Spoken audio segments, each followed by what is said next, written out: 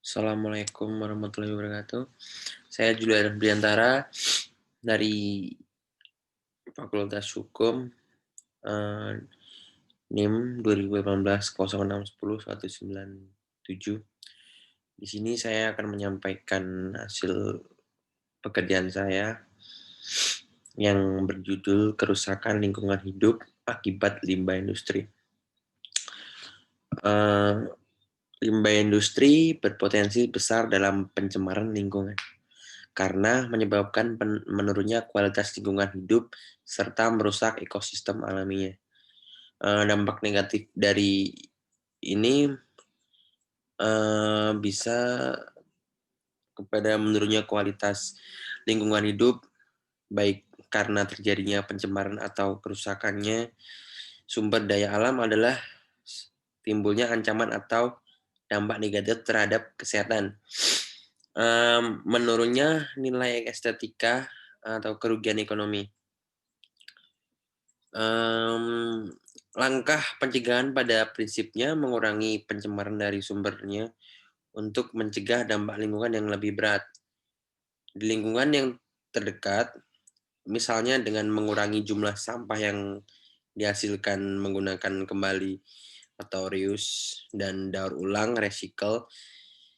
Di samping itu perlu dilakukan penelitian atau kajian-kajian lebih banyak lagi mengenai dampak limbah industri yang spesifik, atau sesuai jenis industrinya, terhadap lingkungan serta mencari metode atau teknologi tepat guna untuk mencegah masalahnya. Lingkungan adalah suatu hal yang paling penting dalam siklus kehidupan manusia.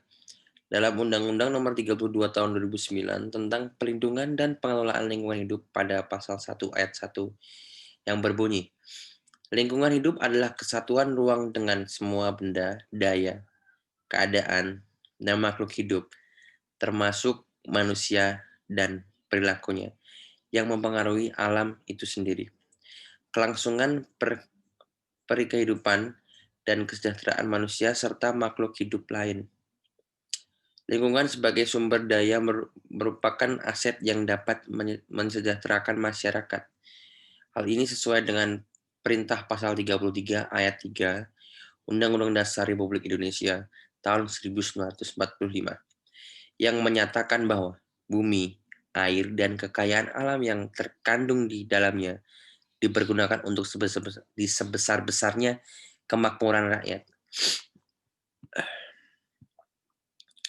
Contoh limbah air dan pabrik di antara lain adalah sisa eee, pakaian cair, sisa pengawet cair, limbah tempe, limbah tahu besi pada air, kebocoran minyak di laut, serta sisa-sisa bahan kimia lainnya. Limbah padat merupakan buangan dari hasil industri yang tidak dipakai lagi, yang dibentuk padatan, lumpur maupun bubur yang berasal dari suatu proses pengolahan.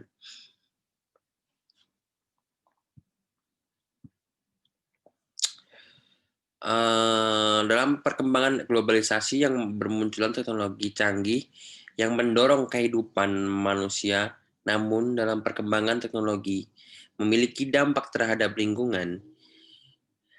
Dampaknya adalah pencemaran lingkungan yang disebabkan oleh limbah. Pada dasarnya, pencemaran diakibatkan karena limbah, sehingga lingkungan sekitar yang berada di kawasan perkotaan ini tercemar akibat limbah industri. Hal tersebut terlihat dari banyaknya limbah industri yang menumpuk di bantaran sungai dan airnya yang berwarna keruh serta berbau amis. Dalam Undang-Undang Nomor 32 Tahun 2009 tentang Perlindungan dan Pengelolaan Lingkungan Hidup, pada pasal 1 angka 14 yang merumuskan pencemaran lingkungan hidup adalah masuk atau dimasukkannya makhluk hidup, zat, energi, dan atau komponen lain ke dalam lingkungan hidup oleh kegiatan manusia sehingga melampaui baku mutu lingkungan hidup yang telah ditetapkan.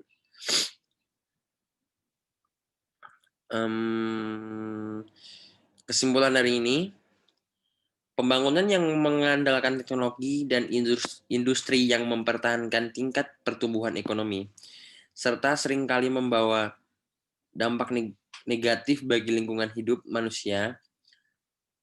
Pencemaran lingkungan akan menyebabkan menurunnya mutu lingkungan hidup, sehingga akan mengancam kelangsungan makhluk hidup, terutama ketenangan dan ketentraman hidup manusia.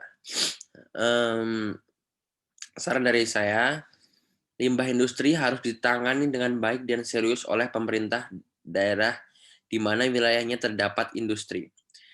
Pemerintah harus mengawasi pembuangan limbah industri dengan sungguh-sungguh.